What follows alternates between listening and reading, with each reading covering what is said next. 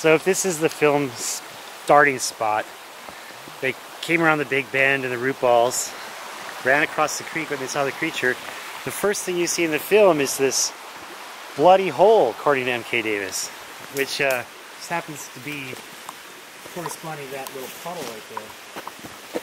Well, it is a low point. There's water here. And I look up this way, and there is something, there's like a stump which causes that hole to dig out. Could have Patterson actually moved around this when he took the picture with the video? There was a log pile on top of it, remember? And who knows, this maple may not have even been living then. Yeah, this maple, they grow pretty fast. This big leaf could actually be 40 years old. So this could theoretically be that where the logs were piled. You don't see the stump upon which they were piled. No. But you do see the puddle of water that MK thinks is full of blood. Even today it looks kind of brown. Yeah, because it's dirty. Yeah. Didn't see any Sasquatch bones in there. No, I'm looking. No. Maybe if we excavate we can find some molars or something. Some kind of a spring. Or a seep. Or some an upwelling. where water's accumulating. And then, you know, you go across, suddenly it's on the other side. And then you see the creature walking back in here. I mean, that's Patterson's running up to that, and she's retreating. These are the first few frames of the film.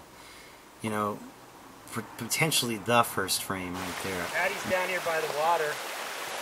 They come around the bend, she sees them. Assuming this is the spot, of course.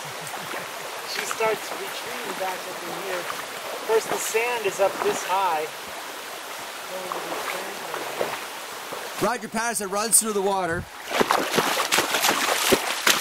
runs over to the berm. Well, this is more level, so she goes up over here. Patterson gets a view of her and sees that little bloody hole of MK right So he there. moves like this. Well, the puddle. And he's running, and you see one side of the puddle, and then it quickly shifts to the other side of the puddle. And then he's shooting straight ahead. Meanwhile, she's some 100 feet up over there, back in there somewhere, retreating up against the trees. And I look up the trees, and that's what we got for skyline. And somewhere back in there would be the big tree then. But that's only assuming that this is the right spot. I'm thinking it could be up there, where I think where Renee's X is. So whose spot is this? But also, if you go up from there, there's puddles of springing water coming up, seeping up out of that area too. Well, we don't really know. You know, this is where Daniel puts the X, I think, right up there. Around the bend? But we've noticed that the creek is slightly different than on the topo map. Yes.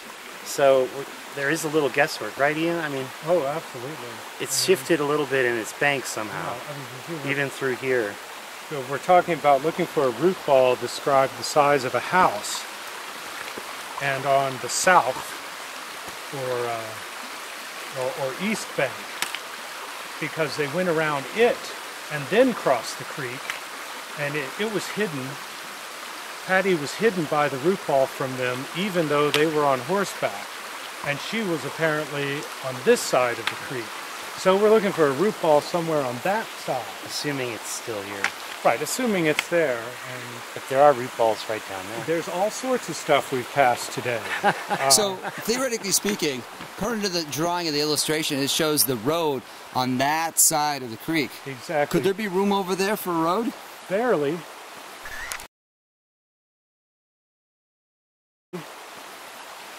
Through there? Yeah.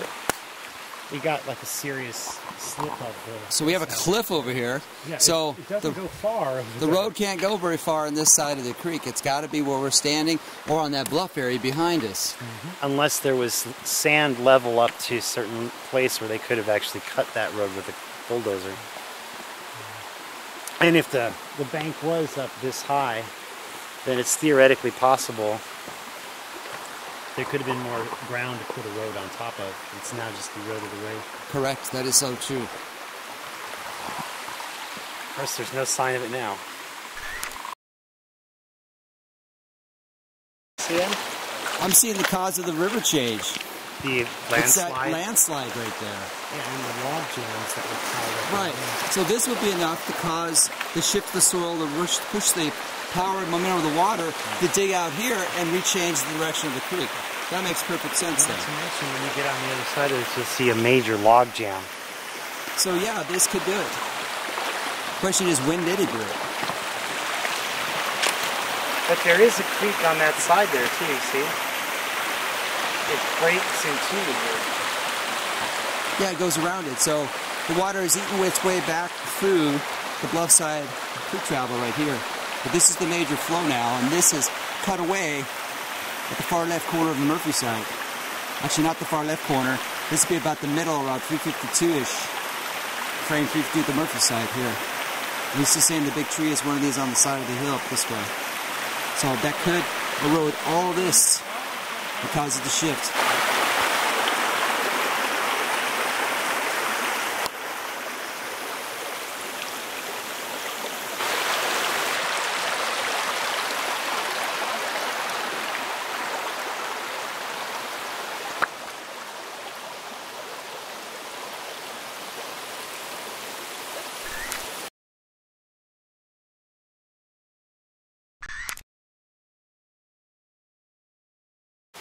Okay, the creek separates here. The south arm or whatever is right on the other side of that log. Comes around just in front of that log jam there, and then rejoins just right here at the end of this gravel bar. Well, it looks like just that one tree that fell down recently, this big fir, has caused this berm To fail. I wonder, I mean, could have been pre-existing, but we've got landslide. Oh, that's what happens. It's a chain reaction. When it has to change its normal pattern, it overcompensates and ends up destroying the different edges, and then eventually it's going to stabilize itself. This stuff looks pretty old. Yeah.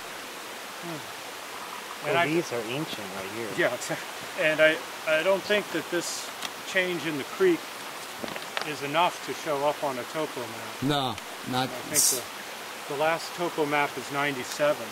Apparently Christopher Murphy thinks this was the sandbar right here where I'm standing. This is all the new creek behind you.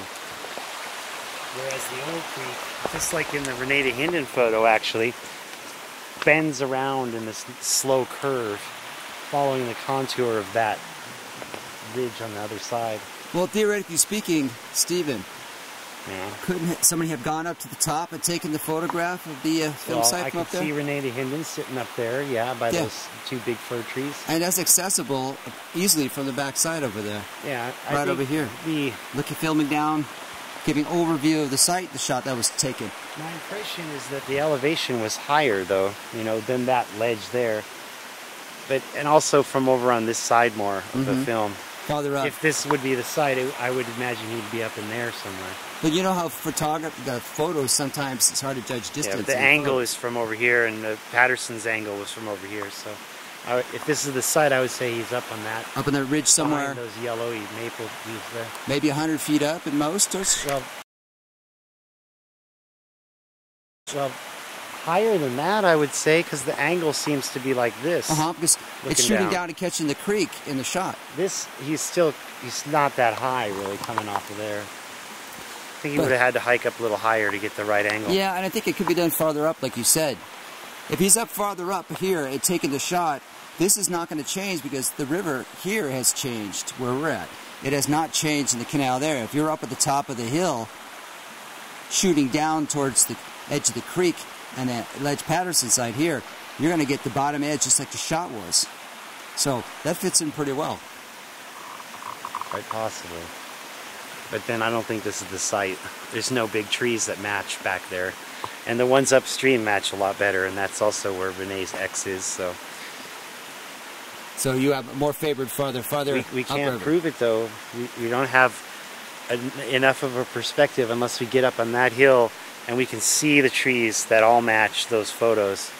But even then that's hard because the photos are of the trunk, lower half of the trees, not the upper half, sections. which is what you're going to be seeing from that up on the hill there. You'll be looking down at the top level of the trees.